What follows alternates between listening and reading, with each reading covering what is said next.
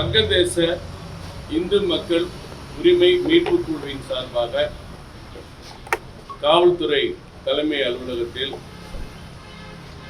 DGP அவர்கள் பாரத பிரதமர் அவர்களுடைய காவல்துறை தலைவர்கள் மாநாட்டில் கலந்து கொள்ள ஒரிசா சென்றிருப்பதால் ஏடிஜிபி அவர்களிடம் வங்கதேச இந்து மக்கள் உரிமை மீட்பு குழுவின் சார்பில் ஒரு கடிதம் கொடுக்கப்பட்டிருக்கிறது. கடந்த கால வரலாறு,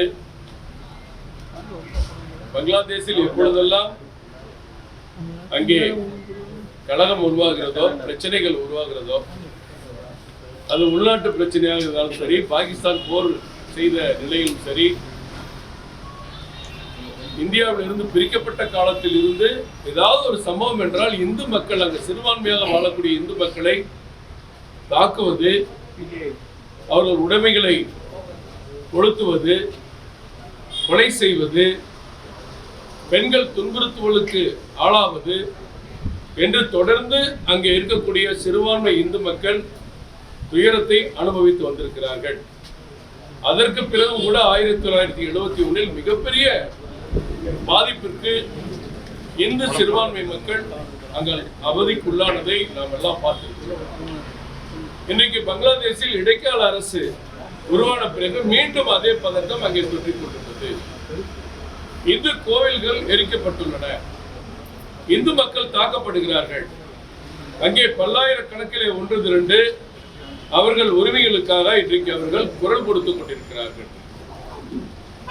சமீபத்தில் ஒரு இந்து அமைப்பினுடைய தலைவர் இஸ்கான் துறவி கிருஷ்ணதாஸ் அவர்கள் கைது செய்யப்பட்டு அவருக்கு ஜாமீன் கூட கொடுக்கவில்லை, சிறையில் அடைக்கப்பட்டிருக்கிறார்.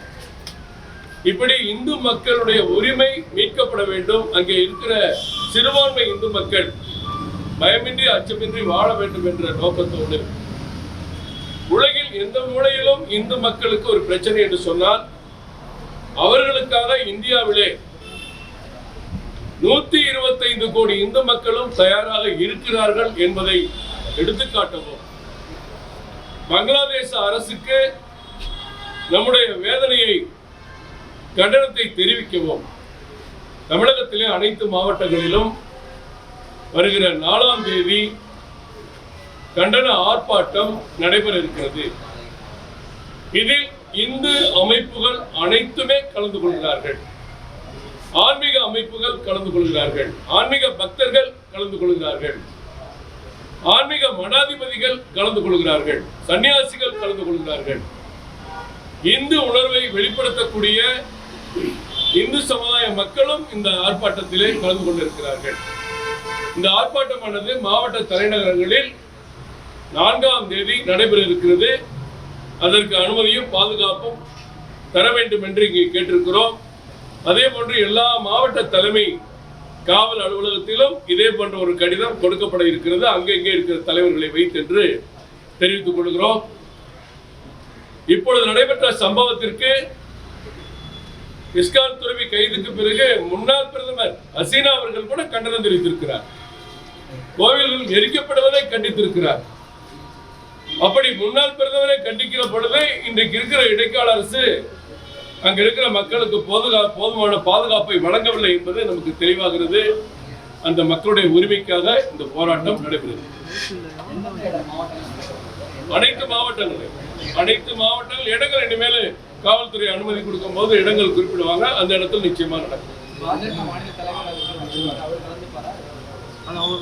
இது பாஜக சார்பாக நடக்கிறது இல்ல, இந்து சமுதாய மக்கள், வங்கதேச இந்து மக்கள் உரிமை மீட்பு குழு என்று அமைக்கப்பட்டு அதன் சார்பாக நடக்கிறது. நிச்சயமாக தலைவர் ஒரு இந்து சமுதாயத்தை சேர்ந்தவர்களால நிச்சயமாக கலந்துக்கலாம்.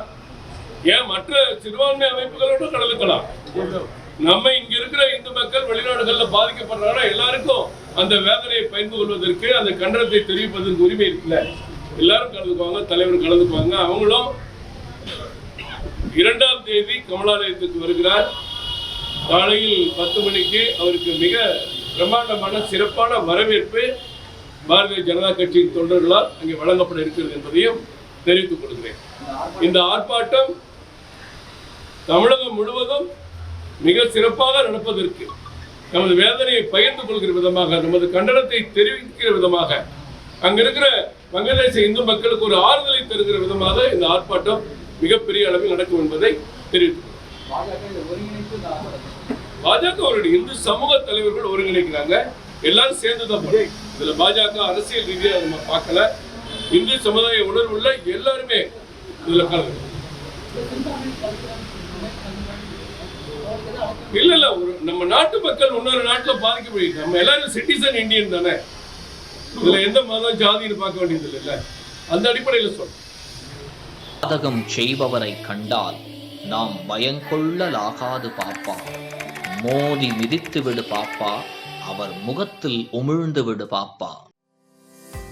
அண்மை செய்திகளை உடனுக்குடன் தெரிந்து கொள்ள இணைந்திருங்கள் இயம்நாடு தொலைக்காட்சியுடன்.